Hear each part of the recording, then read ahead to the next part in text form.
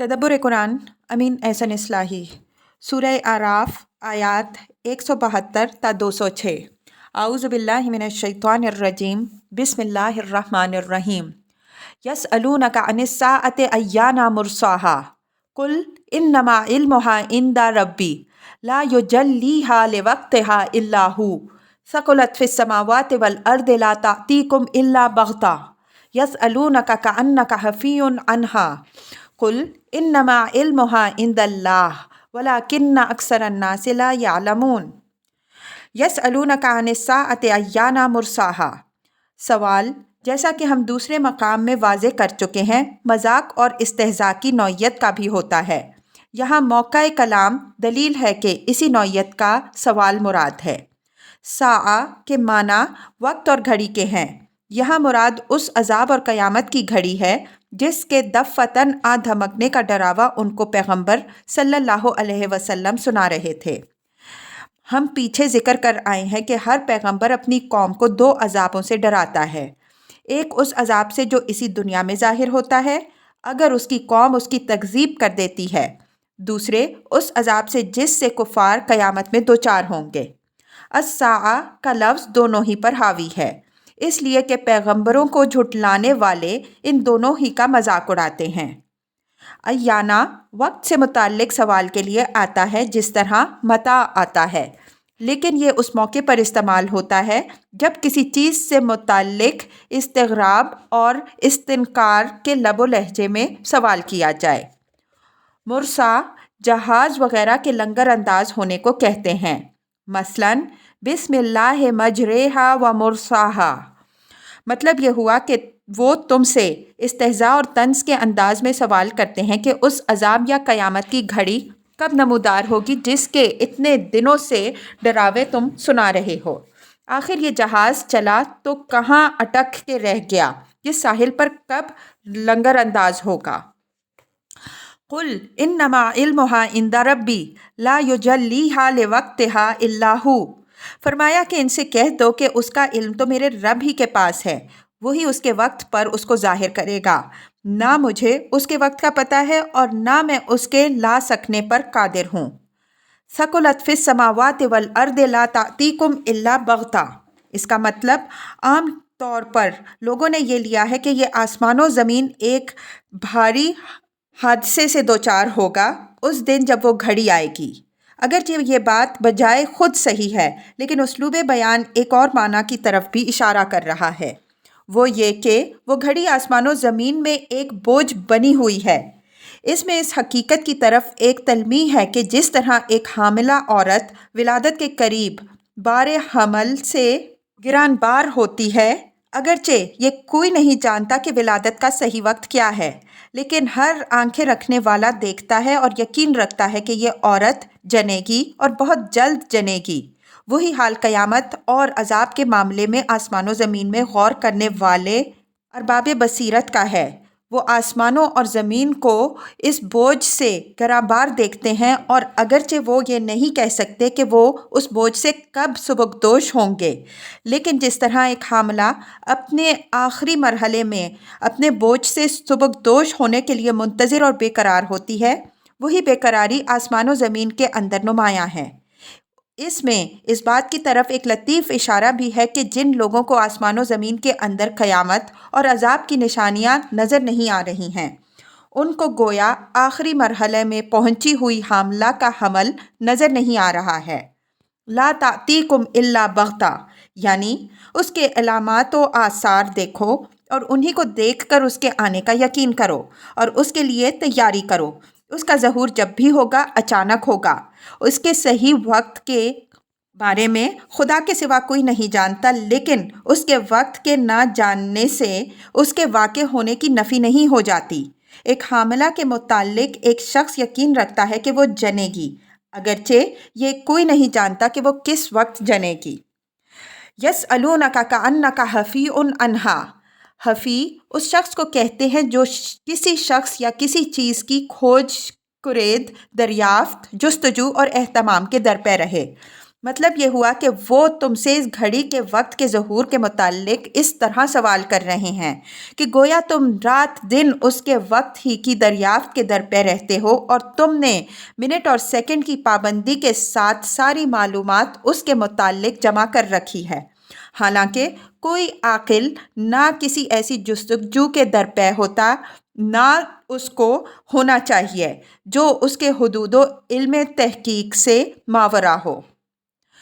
وَلَٰكِنَّ أَكْثَرَ النَّاسِ لَا يَعْلَمُونَ، لیکن اکثر لوگ اس بات سے واقف نہیں ہیں کہ کیا چیز ان کے جاننے کی ہے جس کے انہیں درپے ہونا چاہیے، اور کیا چیز ان کے حدود علم سے ماورا ہے جس کے پیچھے پڑنا محض اوقات کی اضاعت اور اپنے آپ کو فتنوں میں مبتلا کرنا ہے۔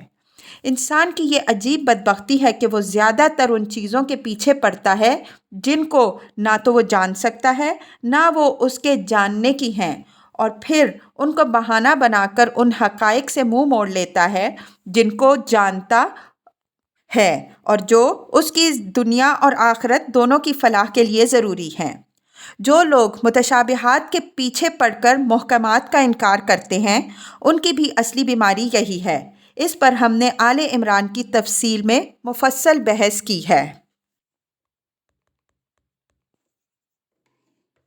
قُلْ لَا أَمْلِكُ لِنَفْسِي نَفْعًا وَلَا ضَرًّا إِلَّا مَا شَاءَ اللَّهُ وَلَوْ كُنْتُ أَعْلَمُ الْغَيْبَ لَاسْتَكْثَرْتُ مِنَ الْخَيْرِ وَمَا مَسَّنِيَ السُّوءُ إِنْ أَنَا إِلَّا نَذِيرٌ وَبَشِيرٌ لِقَوْمٍ يُؤْمِنُونَ، یعنی ان کو بتا دو کہ میں جو اللہ کا رسول ہوں، تو اس کے معنی یہ نہیں ہے کہ میں سارے غیب کا عالم ہو گیا ہوں اور مجھے اس بات کا اختیار مل گیا ہے کہ میں اپنے آپ کو جس نفع سے چاہوں بہرہ ور کر لوں اور جس نقصان سے چاہوں بچا لوں۔ غیب کا عالم اور حقیقی نافع و ضار صرف اللہ ہی ہے۔ دوسروں کی طرح میرے معاملات میں بھی اصلی کارفرما خدا کی مرشیت ہی ہے۔ میں نے نبوت کا دعویٰ کیا ہے، نہ کہ خدائی کا، تو مجھ سے ان چیزوں کا مطالبہ نہ کرو جن کا تعلق صرف خدا کے ارادے اور اختیار میں ہے۔ مجھے وحی عطا ہوئی ہے، علم غیب کی کنجیاں مجھے نہیں ملیں۔ اگر مجھے غیب کا علم مل گیا ہوتا تو میں خیر کا بڑا خزانہ جمع کر لیتا اور مجھے کوئی گزند نہ پہنچا پاتا، لیکن تم دیکھتے ہو کہ مجھے مختلف قسم کے گزند بھی پہنچتے ہیں اور خیر کی راہوں میں بھی میری سبقت اسی حد تک ہے جس حد تک مجھے میرے رب کی رضا حاصل ہے۔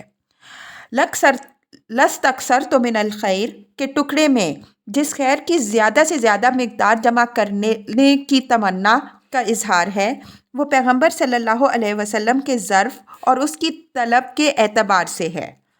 پیغمبر اپنے حوصلہ اور اپنے ارمان کے اعتبار سے اس مقام بلند پر ہوتا ہے کہ وہ خیر کی کسی وادی کو نہ طے کردہ نہیں چھوڑنا چاہتا، لیکن وہ خیر سے واقف اسی حد تک ہوتا ہے جس حد تک اس کو وحی الہی کی رہنمائی حاصل ہوتی ہے۔ اگر اس کو پورا غیب معلوم ہو جائے تو ظاہر ہے کہ اس کے اپنے امکان کے حد تک تو اس کی کوشش یہی ہوگی کہ خیر کی راہ کے لیے کسی پتھر کو بھی الٹے بغیر نہ چھوڑے، لیکن دائرہ وحی سے باہر اسے بھی دوسروں کی طرح اپنی ثوابدید ہی پر کام کرنا اور اپنی عقل ہی پر اعتماد کرنا پڑتا ہے، جس میں کامیابی اور ناکامی دونوں کے امکانات مضمر ہوتے ہیں۔ ان انا الا نذیر و بشیر لقوم یؤمنون، یہ اوپر والے مضمون ہی کی مزید وضاحت ہے کہ میں نہ عالم غیب ہوں نہ صاحب اختیار مطلق، میں تو صرف ڈرانے والا اور خوشخبری دینے والا ہوں۔ میرے اختیار میں یہ بھی نہیں ہے کہ کسی کے دل میں ایمان اتار دوں، یہ چیز بھی لوگوں کے اپنے ارادے اور اللہ کی توفیق بخشی پر منحصر ہے۔ وَهُوَ الَّذِي خَلَقَكُم مِّن نَّفْسٍ وَاحِدَةٍ وَجَعَلَ مِنْهَا زَوْجَهَا لِيَسْكُنَ إِلَيْهَا فَلَمَّا تَغَشَّاهَا حَمَلَتْ حَمْلًا خَفِيفًا فَمَرَّتْ بِهِ فَلَمَّا أَثْقَلَتْ دَعَوَا اللَّهَ رَبَّهُمَا لَئِنْ آتَيْتَنَا صَالِحًا لَّنَكُونَنَّ مِنَ الشَّاكِرِينَ فَلَمَّا آتَاهُمَا صَالِحًا جَعَلَ لَهُ شُرَكَاءَ فِيمَا آتَاهُمَا فَتَعَالَى اللَّهُ عَمَّا يُشْرِكُونَ۔ هو الذي خلقكم من نفس واحدة وجعل منها زوجها ليسكن إليها، اس ٹکڑے کے مضمرات پر ہم سورہ نساء آیت 1 کے تحت بحث کر آئے ہیں۔ یہاں جعل منہا زوجہا لیسکن الیہا سے اس حقیقت کی طرف اشارہ مقصود ہے کہ مرد اور عورت کا باہمی تعلق کوئی اتفاقی واقعہ نہیں ہے کہ دونوں کے درمیان کوئی فطری مناسبت تو نہ ہو، محض اتفاق سے وہ ایک دوسرے کے لیے سازگار، ہم جنس، سرمایہ تسکین، راحت جان و دل اور ذریعہ اولاد بن گئے ہوں۔ بلکہ سورج کی طرح یہ چیز روشن نظر آتی ہے کہ خالق کائنات نے مرد کے اندر عورت کے لیے اضطراب اور تڑپ پیدا کی ہے، اور پھر اس کے اس اضطراب اور اس کی اس تڑپ کی تسکین کے لیے اسی کی جنس سے عورت کو وجود بخشا ہے۔ ان دونوں میں ان کے فطری داعیات اور ان کی داخلی اور خارجی ساخت کے اعتبار سے ایسی گہری سازگاری ہے کہ ایک ہٹ دھرم کے سوا کوئی نہیں یہ کہہ سکتا کہ یہ سازگاری کسی اندھے بہرے مادے کی پیدا کردہ ہے، یا کہ ان کا ارتقاء آپ سے آپ خود درختوں کی طرح ہوا، پھر دونوں اپنے اپنے طور پر بھٹکتے ہوئے کہیں راستے میں مل گئے تو اچانک تڑپ کر ایک دوسرے سے بغلگیر ہو گئے، پھر اس طرح باہم دگر جان و تن بن گئے۔ تاکس نہ گوید باد عظیم من دیگرم تو دیگری۔ پھر یہ سازگاری، جیسا کہ ہم دوسرے مقام میں واضح کر چکے ہیں، اس حقیقت کا بھی پتہ دیتی ہے کہ اس کائنات کے اندر ایک ہی حکیم و علیم کا ارادہ کار فرما ہے۔ اگر اس میں مختلف ارادے کار فرما ہوتے تو اس کے ازداد کے اندر وہ سازگاری کسی طرح پیدا نہیں ہو سکتی تھی جو اس کائنات کے ہر گوشہ میں ہم دیکھتے ہیں۔ عورت اور مرد دونوں متضاد خصوصیات سے متصف ہیں، لیکن مدبر کائنات نے ان دونوں کے درمیان اس طرح جوڑ ملایا ہے کہ ایک نے درد اور دوسری نے دوا کی شکل اختیار کر لی ہے۔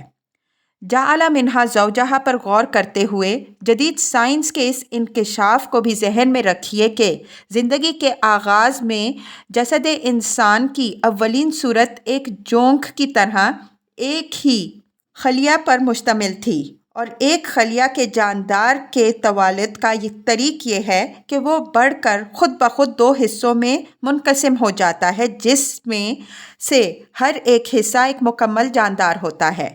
پھر بدنی ارتقاء کے اگلے مراحل پر ایک حصہ مادہ کے فرائض کے لیے اور دوسرا حصہ نر کے فرائض کے لیے موزوں بن جاتا ہے۔ فَلَمَّا تَغَشَّاهَا حَمَلَتْ حَمْلًا خَفِيفًا فَمَرَّتْ بِهِ۔ آیات 134 تا 135 کے تحت ہم بیان کر آئے ہیں کہ تصویر حال کے مواقع میں لما، کلما اور اذا کی جگہ پر بھی استعمال ہوتا ہے۔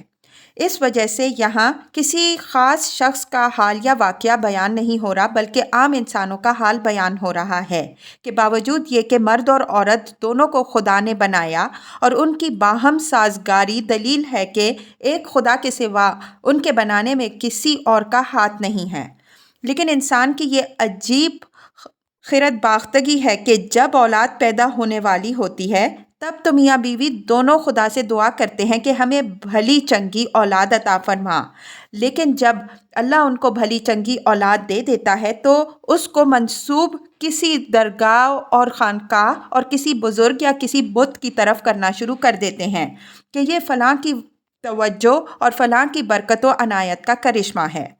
بعض لوگوں نے لمحہ کی وجہ سے اس کو ایک معین واقعہ سمجھا، اور جب معین واقعہ سمجھا تو ضروری ہوا کہ اس کو کسی خاص شخص کی طرف منسوب کریں، چنانچہ انہوں نے اس کو حضرت آدم علیہ السلام اور حوا علیہ السلام کی طرف نسبت دے دی، اور اس کے لیے ایک بے بنیاد واقعہ بھی گھڑ کر تفسیروں میں شامل کر دیا، حالانکہ قطع نظر اس سے کہ حضرت آدم علیہ السلام پیغمبر ہیں، اس محمل روایت کی تردید کے لیے یہی بات کافی ہے کہ یہ بات یہاں اس عہد فطرت کے خلاف ورزی کی مثال کے طور پر بیان ہو رہی ہے جس کا ذکر اوپر آیت 172 میں گزرا ہے۔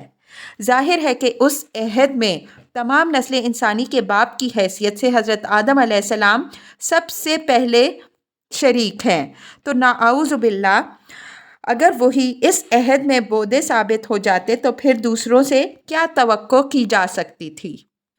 فَلَمَّا أَثْقَلَتْ دَعَوَا اللَّهَ رَبَّهُمَا لئن آتیتنا صالحا لنکونن من الشاکرین۔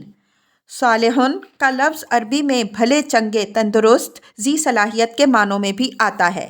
مطلب یہ ہے کہ جب عورت پوری طرح بوجھل ہو جاتی ہے اور وضع حمل کا وقت قریب آتا ہے تو بیوی اور میاں دونوں پر ایک اندیشے کی حالت طاری ہو جاتی ہے، اور اس اندیشے میں وہ خدا کی طرف متوجہ ہوتے ہیں، اور چونکہ اصل فطرت کے اندر صرف خدا ہی کا نقش ہے، کسی اور کا نقش نہیں ہے، اس وجہ سے یہ توجہ خدا کی طرف بلا شرکت غیر ہوتی ہے۔ وہ اسی سے دعا کرتے ہیں کہ خدا بھلی چنگی، تندرست اور خوبصورت اور ذی صلاحیت اولاد بخشے، لیکن جب خدا اولاد دے دیتا ہے تو نہ جانے کن کن کو وہ اس میں شریک بنا بیٹھتے ہیں۔ قرآن میں انسانی فطرت کا یہ خاص پہلو جگہ جگہ بیان ہوا ہے کہ انسان اپنی اصل ضرورت اور اصل احتیاج کے وقت تو اپنے رب ہی کی طرف متوجہ ہوتا ہے، لیکن جب وہ احتیاج پوری ہو جاتی ہے تو اس کو دوسرے اسباب و وسائل کا کرشمہ قرار دینے لگتا ہے۔ یہ ایک ایسی حقیقت ہے کہ اس کا تجربہ ہر شخص خود اپنے اندر کر سکتا ہے۔ انسان کی عام حالت یہی ہے، اور یہاں عام حالت ہی بیان ہوئی ہے۔ ہو سکتا ہے کہ کچھ ایسے بلید بھی پائے جاتے ہوں جو کسی حال میں بھی خدا کی طرف متوجہ نہ ہوتے ہوں، لیکن فرعون تک کا حال قرآن میں بیان ہوا ہے کہ ڈوبتے وقت اسے بھی خدا یاد آیا۔ بہرحال مستثنیات سے یہ کلیہ ٹوٹ نہیں جاتا۔ آدمی پر جب حقیقی افتقار کی حالت طاری ہوتی ہے تو وہ دل میں یا زبان اور دل دونوں ہی سے خدا کو پکارتا ہے، اور یہ عہد بھی کرتا ہے کہ اگر اس مرحلہ یا اس بھنور سے وہ گزر گیا تو آئندہ وہ اپنے رب کا شکر گزار بندہ بن کر زندگی گزارے گا، لیکن جو ہی اس مرحلے سے گزر جاتا ہے وہ یہ سارا عہد و پیمان بھلا کر انہی خود فراموشیوں میں پھر گم ہو جاتا ہے جن میں پہلے کھویا ہوا تھا۔ اس مسئلے پر ہم نے اپنی کتابوں میں سے حقیقت شرک اور حقیقت توحید میں بھی بحث کی ہے، تفصیل کے طالب ان کو پڑھیں۔ نظم کے پہلو سے یہ آیات اس مضمون سے تعلق رکھتی ہیں جو اوپر 172 تا 174 میں عہد فطرت کا بیان ہوا ہے۔ بیچ میں کچھ آیتیں تنبیہ و تذکیر اور انذار کی نوعیت کی آ گئی ہیں۔ اب یہ پھر اسی مضمون کو لے لیا ہے اور یہ دکھایا گیا ہے کہ انسان کی فطرت کی اصل صدا کیا ہے، اور انسان یہاں خاص اشارہ قریش کی طرف ہے، اپنی فطرت کی اس صدا سے کان بند کر کے کس طرح مختلف وادیوں میں ٹھوکریں کھا رہا ہے۔ فتعالی اللہ عما یشرکون میں اوپر واضح کر چکے ہیں کہ اس حقیقت کی طرف اشارہ ہوتا ہے کہ خدا کی صفات کے ساتھ ایسی صفات کا جوڑ ملانا جو اس کی بنیادی صفات کو باطل کر دیں بالکل خلاف عقل ہے۔ شرک جس نوعیت کا بھی ہو تمام صفات کمال کی نفی کر دیتا ہے، اس وجہ سے خدا ایسی تمام نسبتوں اور شرکتوں سے منزہ اور ارفع ہے۔ ایشرکون ما لا یخلق شیئا وهم یخلقون ولا یستطیعون لهم نصرا ولا انفسهم ینصرون۔ یہ تعالی اللہ عما یشرکون کے مضمون کی وضاحت ہے کہ خدا ہی سب کا خالق اور سب کا ناصر ہے، تو ان چیزوں کو خدا کی خدائی میں شریک بنانے کا کیا تک ہے جو کسی چیز کو بھی خلق نہیں کرتی ہیں بلکہ خود مخلوق ہیں، اور جو نہ تو ان کی مدد کر سکنے پر قادر ہیں اور نہ اپنی ہی کوئی مدد کر سکتی ہیں۔ وَإِن تَدْعُوهُمْ إِلَى الْهُدَى لَا يَتَّبِعُوكُمْ سَوَاءٌ عَلَيْكُمْ أَدَعَوْتُمُوهُمْ أَمْ أَنْتُمْ صَامِتُونَ إِنَّ الَّذِينَ تَدْعُونَ مِن دُونِ اللَّهِ عِبَادٌ أَمْثَالُكُمْ فَادْعُوهُمْ فَلْيَسْتَجِيبُوا لَكُمْ إِن كُنتُمْ صَادِقِينَ۔ إِن تَدْعُوهُمْ إِلَى الْهُدَى لَا يَتَّبِعُوكُمْ مطلب یہ ہے کہ معبود سے عابد کی سب سے بڑی احتیاج یہ ہوتی ہے کہ وہ زندگی کے ہر مرحلے میں رہنمائی فرماتا ہے، لیکن تم جن معبودوں کو پوجتے ہو اگر تم ان کو زندگی کے کسی موڑ پر پکارو کہ وہ تمہاری رہنمائی کریں تو وہ نہ سنیں گے اور نہ تمہاری رہنمائی کے لیے تمہارے ساتھ لگیں گے۔ لفظ اتباع یہاں اپنے ابتدائی لغوی مفہوم میں ہوگا، یعنی اس کے پیچھے چلا، اس کے ساتھ ہو لیا، اس کو جا پہنچا۔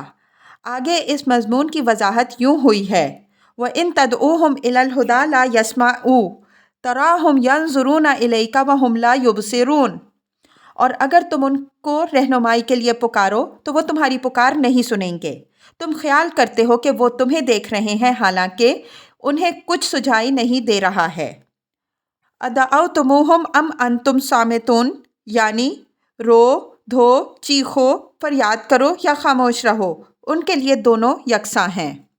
ان الذین تدعون الی الآیہ، یعنی یہ خود تمہاری ہی طرح خدا کی مخلوق ہیں، تو یہ تمہاری مدد یا رہنمائی کیا کر سکتے ہیں؟ اور اگر تمہارا دعویٰ یہ ہے کہ یہ تمہاری مدد اور رہنمائی کر سکتے ہیں تو ان کو پکارو، یہ تمہاری مدد کریں۔ یہ مشرکین کو اس طرح کا چیلنج ہے جس طرح کا چیلنج وَادْعُوا شُهَدَاءَكُم مِّن دُونِ اللَّهِ إِن كُنتُمْ صَادِقِينَ، بقرہ 23، اور بلا لو اپنے شریکوں کو بھی جن کو تم اللہ کے سوا مانتے ہو اگر تم سچے ہو میں ہے۔ مطلب یہ ہوا کہ اب تک تو تم نے اپنے ان خیالی معبودوں کو جو چاہا مانا اور جو چاہا منوایا، لیکن اب پیغمبر اور قرآن نے ان سب کی خدائی کو چیلنج کر دیا ہے۔ اب وقت ہے کہ وہ تمہاری مدد اور رہنمائی کے لیے پہنچیں اور تم کو بھی اور خود اپنے آپ کو بھی سنبھالیں۔ اگر انہوں نے اپنی خدائی بچا لی تو بے شک معلوم ہوگا کہ تم سچے ہو۔ یہ بات واضح رہے کہ اہل عرب جن بتوں کو پوجتے تھے وہ ان کے گمان کے مطابق فرشتوں، جنات اور کواکب کے بت تھے، اس وجہ سے ان کو عباد امثالکم فرمایا ہے۔ تفصیل اس کی ہماری کتاب حقیقت شرک میں ملاحظہ فرمائیے۔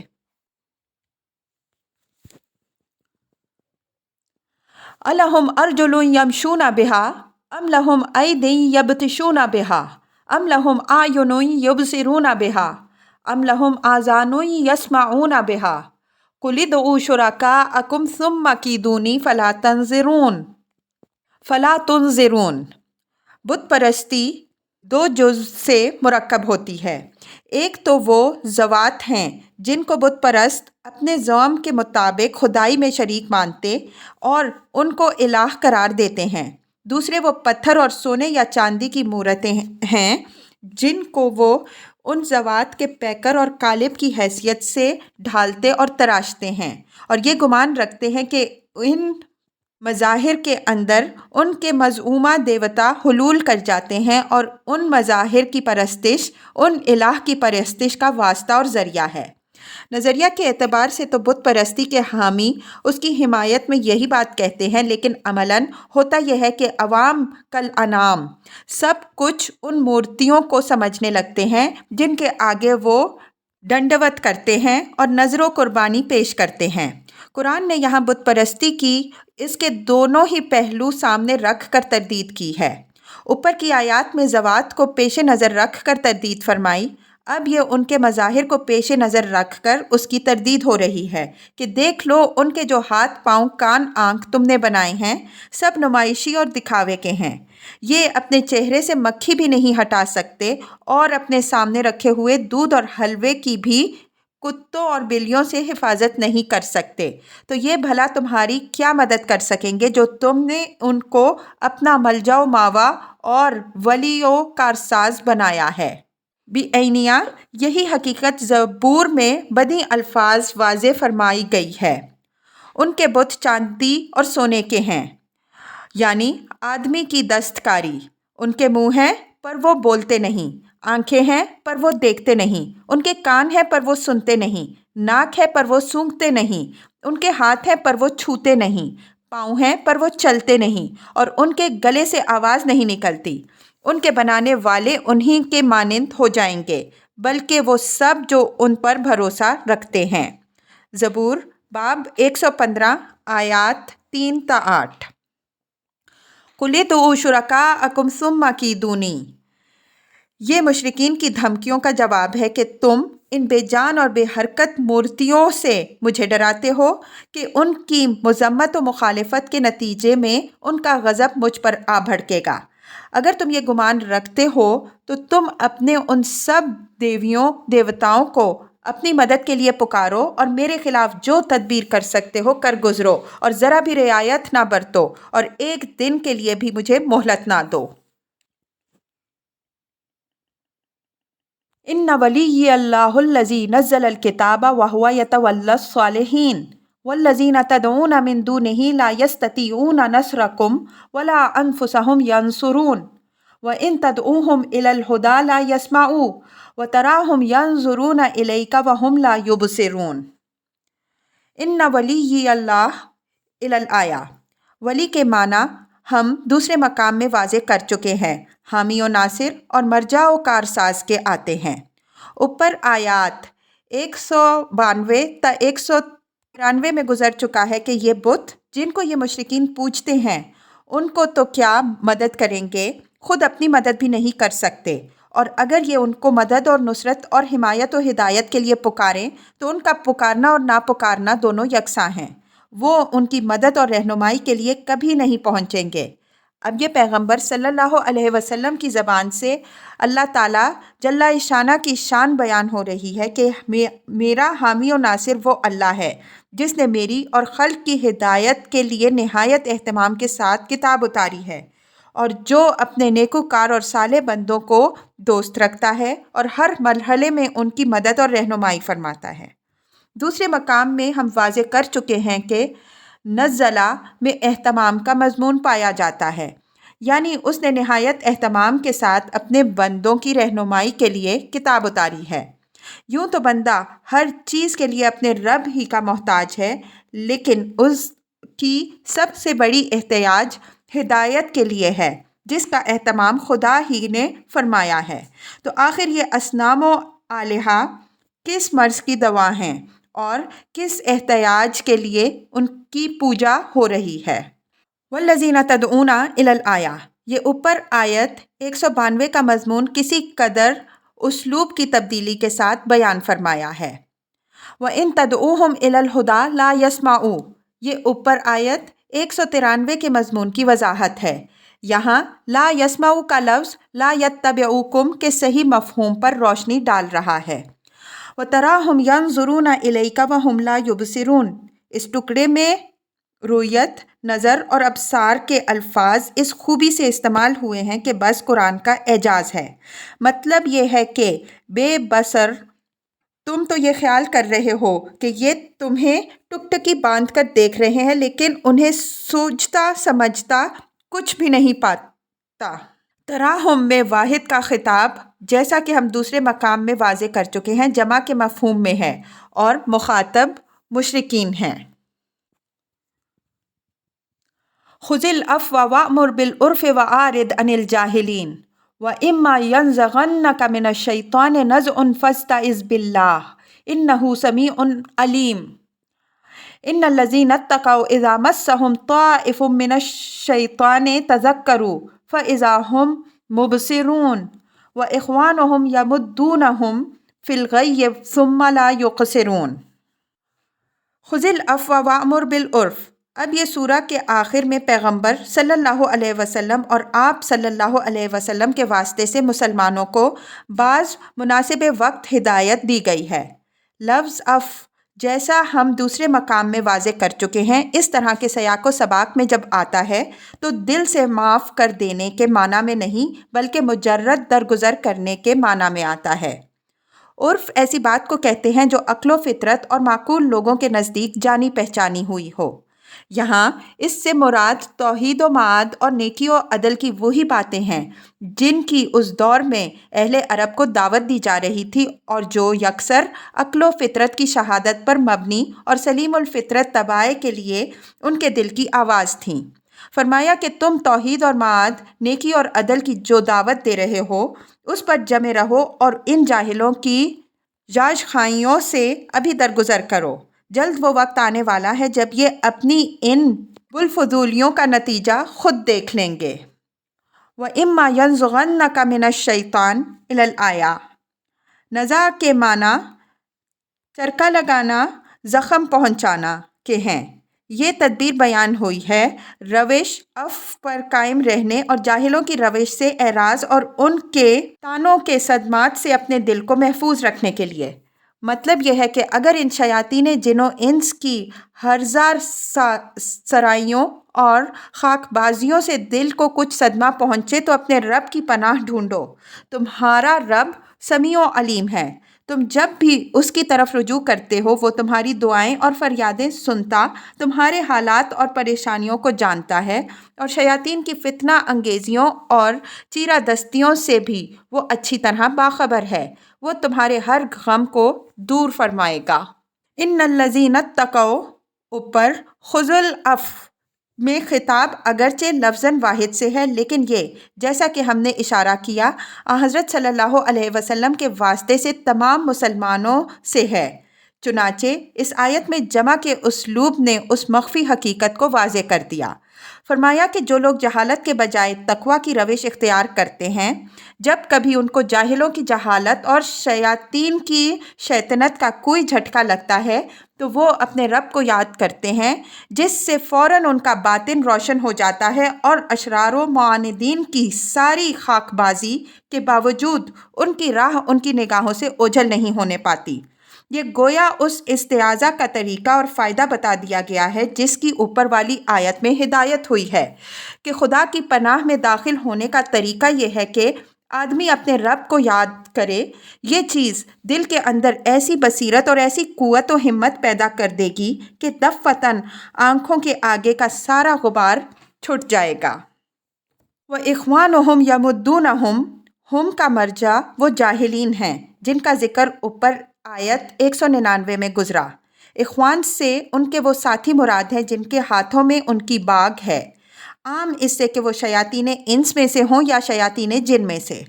فرمایا کہ اہل ایمان کو تو خدا کی یاد سنبھال لیتی ہے، لیکن جاہلین کو ان کے شیاطین گمراہی کی وادیوں میں بھٹکاتے بھٹکاتے آخری منزل کو پہنچا دیتے ہیں، ذرا بھی کسر نہیں اٹھا رکھتے کہ باز گشت کا کوئی امکان باقی رہے۔ وَإِذْ لَمْ تَأْتِهِمْ بِآيَةٍ قَالُوا لَوْلَا اجْتَبَيْتَهَا قُلْ إِنَّمَا أَتَّبِعُ مَا يُوحَىٰ إِلَيَّ مِن رَّبِّي هَٰذَا بَصَائِرٌ مِّن رَّبِّكُمْ وَهُدًى وَرَحْمَةٌ لِّقَوْمٍ يُؤْمِنُونَ وَإِذَا قُرِئَ الْقُرْآنُ فَاسْتَمِعُوا لَهُ وَأَنصِتُوا لَعَلَّكُمْ تُرْحَمُونَ۔ یہ ان شیطانی طعنوں اور نزاعات کی ایک مثال بیان ہوئی ہے جن سے کفار کے ہاتھوں حضرت صلی اللہ علیہ وسلم کو ہر وقت سابقہ تھا۔ مطلب یہ ہے کہ جب تم ان کے مطالبہ پر ان کے انتخاب کے مطابق معجزہ نہیں دکھاتے تو یہ تمہیں طعنہ دیتے ہیں کہ یہ کہیں سے کیوں نہیں چھانٹ لائے۔ اس قول سے ظالموں کا مطلب یہ ہوتا ہے کہ جہاں تک قرآن کا تعلق ہے اس کا معاملہ تو بہت آسان ہے، ادھر ادھر سے جو باتیں اگلوں کے واقعات اور کاہنوں اور اہل کتاب کی روایات پر مشتمل کانوں میں پڑیں، اس میں سے جو باتیں دل کو بھا گئیں اس کو جوڑ جاڑ کر کچھ کلام بنایا اور اس کو لا کر ہمیں اس دعوے کے ساتھ سنا دیا کہ یہ اللہ نے اپنے خاص فرشتے کے ذریعے سے وحی بھیجی ہے۔ لیکن اب ہم مطالبہ جو معجزے کا رکھ دیا ہے تو تمہاری کچھ پیش نہیں جاتی، اس لیے کہ ادھر ادھر سے باتیں چھانٹ لینا اور چیز ہے، معجزہ دکھانا اور چیز ہے۔ یہ چھانٹ لینے کی چیز نہیں تھی کہ کہیں سے چھانٹ کر لاتے اور ہمیں دکھا دیتے کہ یہ لو تمہارا مطالبہ پورا ہوا۔ گویا اس طعنہ میں صرف معجزہ نہ دکھا سکنے ہی کا طعنہ نہیں بلکہ اس سے زیادہ زہر آلود طعنہ اس کے اندر یہ مضمر ہے کہ نعوذ باللہ قرآن ایک من گھڑت چیز ہے جو ادھر ادھر سے اپنے ذوق کے مطابق چھانٹی ہوئی چیزوں کا مجموعہ ہے۔ اجتباء کا اصل لغوی مفہوم تو مجموعہ میں سے کسی چیز کو انتخاب کر لینا اور چھانٹ لینا ہے، لیکن جب طنز کے سیاق و سباق میں یہ لفظ استعمال ہو جیسا کہ یہاں ہے تو اس کے معنی گھڑنے اور بنا لینے کے ہو جائیں گے۔ اس وجہ سے فرا نے اس کی تفسیر افتریتہا سے کی ہے اور یہ تفسیر ہمارے نزدیک صحیح ہے۔ تنزیہ اسلوب میں الفاظ کے مفہوم بدل جایا کرتے ہیں۔ قل انما اتبع ما یوحیٰ الی الآیہ، یہ پیغمبر کی طرف سے کفار کے مذکور بالا طنز کا جواب ہے، اور دیکھیے کیسا باوقار اور بھرپور جواب ہے۔ فرمایا کہ کہہ دو تم جو چاہو سمجھو اور جو چاہو کہو، میں تو بس اسی وحی کی پیروی کر رہا ہوں جو میرے اوپر میری رب کی جانب سے آتی ہے۔ اوپر جاہلوں کی جہالت سے اعراض کی جو ہدایت ہوئی تھی یہ جواب اس ہدایت کی تعمیل کی بہترین مثال ہے۔ اس کی جاہلانہ بات کا سرے سے نوٹس ہی نہیں لیا، صرف اصل حقیقت نہایت سادہ مگر نہایت باعظمت اسلوب میں ظاہر فرما دی۔ ھذا بصائر من ربکم، یعنی تم اس چیز کو میری گھڑی ہوئی چیز کہتے ہو، لیکن یہ تمہارے رب کی جانب سے آنکھوں اور دلوں کے پردے اٹھا دینے والی آیتیں اور تمہارے لیے ہدایت اور رحمت ہیں۔ ہدایت اپنے آغاز کے اعتبار سے اور رحمت اپنے انجام کے لحاظ سے، لیکن یہ ان کے لیے نافع ہیں جو ایمان لائیں۔ لقوم یؤمنون میں یہ لطیف تلمیم بھی مضمر ہے کہ میں جو کچھ پیش کر رہا ہوں اس میں کوئی نقص نہیں ہے، اصل خرابی تمہارے اپنے دلوں کے اندر ہے کہ تم حقیقت کو قبول کرنا نہیں چاہتے۔ وَإِذَا قُرِئَ الْقُرْآنُ إِلَى الْآيَةِ، اب یہ بتایا گیا کہ قرآن کی ہدایت و بصیرت سے مستفید ہونے کا طریقہ کیا ہے۔ فرمایا کہ جب قرآن سنایا جائے تو اس کو توجہ سے سنو اور خاموشی سے اس پر کان لگاؤ۔ اگر ایسا کرو گے تو رحمت الہی تمہاری طرف متوجہ ہوگی اور اس پر ایمان لانے کے لیے تمہارے دل کھلیں گے۔ انصات کے معنی خاموشی سے کسی بات کے سننے کے لیے کان لگانا ہے۔ اس میں کفار کے اس غلط رویے کی طرف اشارہ ہے جو انہوں نے قرآن کے معاملے میں اختیار کر رکھا تھا۔ سورہ فصلت میں ہے وَقَالَ الَّذِينَ كَفَرُوا لَا تَسْمَعُوا لِهَٰذَا الْقُرْآنِ وَأَلْغَوْا فِيهِ، فصلت 26۔ اور کافر کہتے ہیں کہ اس قرآن کو مت سنو اور جب سنایا جائے تو اس میں گھپلا ڈالو۔ فرمایا کہ یہ روش جہالت کی روش ہے جس کا نتیجہ رحمت سے محرومی ہے۔ صحیح روش اس کے بالکل برعکس ہے، اور وہ یہ ہے کہ اس کو سنو اور شور و شغب کے بجائے خاموشی سے کان لگا کر سنو۔ یہ طریقہ اس رحمت سے مستفید ہونے کا ہے۔ اس آیت کو ہمارے فقہا کے ایک گروہ نے امام کے پیچھے فاتحہ نہ پڑھنے کی ایک دلیل کا بھی ماخذ بنایا ہے، لیکن یہ آیت جیسا کہ واضح ہے اس سیاق و سباق کی آیت نہیں ہے، اور اگر سیاق و سباق سے قطع نظر کر کے کوئی اس طرح کا استنباط آیت سے کرنا ہی چاہے تو بات ان لوگوں کے حق میں نہیں جاتی جو امام کے پیچھے یک قلم فاتحہ پڑھنے کے مخالف ہیں، بلکہ ان لوگوں کے حق میں جاتی ہے جو جہری نمازوں میں تو فاتحہ پڑھنے سے روکتے ہیں لیکن سری میں نہیں روکتے۔ وَاذْكُر رَّبَّكَ فِي نَفْسِكَ تَضَرُّعًا وَخِيفَةً وَدُونَ الْجَهْرِ مِنَ الْقَوْلِ بِالْغُدُوِّ وَالْآصَالِ وَلَا تَكُن مِّنَ الْغَافِلِينَ إِنَّ الَّذِينَ عِندَ رَبِّكَ لَا يَسْتَكْبِرُونَ عَنْ عِبَادَتِهِ وَيُسَبِّحُونَهُ وَلَهُ يَسْجُدُونَ۔ وَاذْكُر رَّبَّكَ إِلَى الْآيَةِ، اوپر خدا کی پناہ میں آنے کا طریقہ خدا کو یاد کرنا بتایا ہے۔ اب خدا کو یاد کرنے کا طریقہ بتایا جا رہا ہے۔ اس کے لیے 3 باتیں ارشاد ہوئی ہیں۔ ایک یہ کہ یہ فروتنی، مسکنت، لجاجت اور خوف کے ساتھ دل دل میں ہو۔ اس سے معلوم ہوا کہ یہ ناز، تدلل اور احساس استحقاق و استکبار اس کے منافی ہیں۔ دوسرے یہ کہ اگر قول سے ذکر ہو تو دون الجہر ہو، یعنی بہت زیادہ بلند آواز سے نہ ہو۔ اس بات کی وضاحت سورہ بنی اسرائیل میں یوں ہوئی ہے وَلَا تَجْهَرْ بِالصَّلَاةِ وَلَا تَخَافَتْ بِهَا وَابْتَغِ بَيْنَ ذَلِكَ سَبِيلًا، بنی اسرائیل 110۔ اور اپنی دعا نہ بہت بلند آواز سے کرو نہ بہت پست آواز سے، ان کے درمیان کی راہ اختیار کرو۔ یہ ہدایت مشرکین کے طریقے سے بچانے کے لیے بھی ہوئی ہے اور اس لیے بھی کہ ہمارا پروردگار سمیع و علیم ہے، نعوذ باللہ بہرا نہیں ہے۔ یاد ہوگا کہ ایک موقع پر نبی صلی اللہ علیہ وسلم نے بھی زیادہ بلند آواز سے ذکر کرنے سے صحابہ رضی اللہ عنہم اجمعین کو روک دیا تھا۔ علاوہ ازیں اس میں ریا، شہرت اور نمائش کا بھی زیادہ امکان ہے جو اخلاص کے بالکل منافی چیزیں ہیں۔ تیسری یہ کہ اللہ کی یاد ہر وقت رہنی چاہیے۔ بالغدو والآصال کے الفاظ جیسا کہ ہم دوسرے مقام میں واضح کر چکے ہیں احاطہ کے مفہوم پر دلیل ہوتے ہیں۔ جس طرح ہم صبح و شام کے الفاظ بولتے ہیں اسی طرح عربی میں یہ الفاظ ہیں۔ وَلَا تَكُن مِّنَ الْغَافِلِينَ اسی مفہوم کی تاکید کے لیے ہے، یعنی خدا کی یاد سے کسی وقت بھی غفلت میں نہ ہو۔ جس طرح جسم کی زندگی کے لیے سانس کی آمد و شد ضروری ہے، اسی طرح روح کی زندگی کے لیے ذکر الہی ضروری ہے۔ شیطان ہر وقت حملے کی گھات میں رہتا ہے۔ کسی وقت بھی اس کام سے غافل نہیں ہوتا۔ اس وجہ سے اس سے پناہ حاصل کرنے کے لیے جو حذر ہے، آدمی کو اس سے بھی کسی وقت غفلت میں نہیں ہونا چاہیے۔ اس ذکر کی شکلیں اور صورتیں حالات، ضروریات، مقتضیات اور اوقات کی تبدیلی سے بدل جاتی ہیں، لیکن اس سے غفلت کسی وقت بھی جائز نہیں۔ انسان جہاں غافل ہوا، شیطان کسی نہ کسی راہ سے حملہ آور ہو جائے گا۔ اس امر کی یاد دہانی کی یہاں ضرورت نہیں ہے کہ خطاب اگرچہ بصیغہ واحد ہے، لیکن اس کی نوعیت وہی ہے جو اوپر آیت 199 کے تحت بیان ہو چکی ہے۔ ان الذین عند ربک لا یستکبرون الآیہ، جو لوگ تیرے رب کے پاس ہیں سے اشارہ فرشتوں کی طرف ہے۔ ان کے بابت فرمایا کہ وہ خدا کی بندگی سے کسی وقت سرتابی نہیں کرتے، برابر اس کی تسبیح میں لگے رہتے ہیں اور اسی کو سجدہ کرتے ہیں۔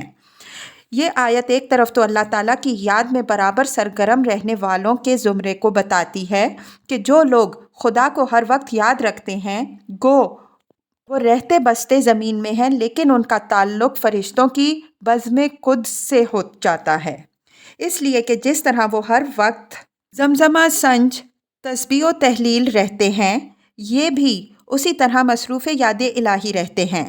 دوسری طرف اس میں مشرکین پر تعریض بھی ہے کہ یہ تو فرشتوں ہی کی سفارش کے بل پر اکڑتے پھرتے ہیں، نہ خدا کو خاطر میں لاتے ہیں نہ رسول کو، لیکن خود فرشتوں کا حال یہ ہے کہ وہ ہر وقت خدا کے آگے تسبیح و سجود میں لگے ہوئے ہیں۔ سورہ اعراف کی تفسیر میں یہ آخری سطریں ہیں جو قلم بند ہوئیں۔ جو باتیں صحیح قلم سے نکلی ہیں وہ اللہ تعالیٰ کی توفیق سے نکلی ہیں، جو غلط نکلی ہیں وہ میری کم علمی کا نتیجہ ہے۔ اللہ تعالیٰ ان کے ضرر سے مجھ کو اور اس کتاب کے پڑھنے والوں کو محفوظ رکھے۔ وآخر دعوانا ان الحمد للہ رب العالمین۔ لاہور، 21 شعبان 1388 ہجری، 13 نومبر 1968 عیسوی۔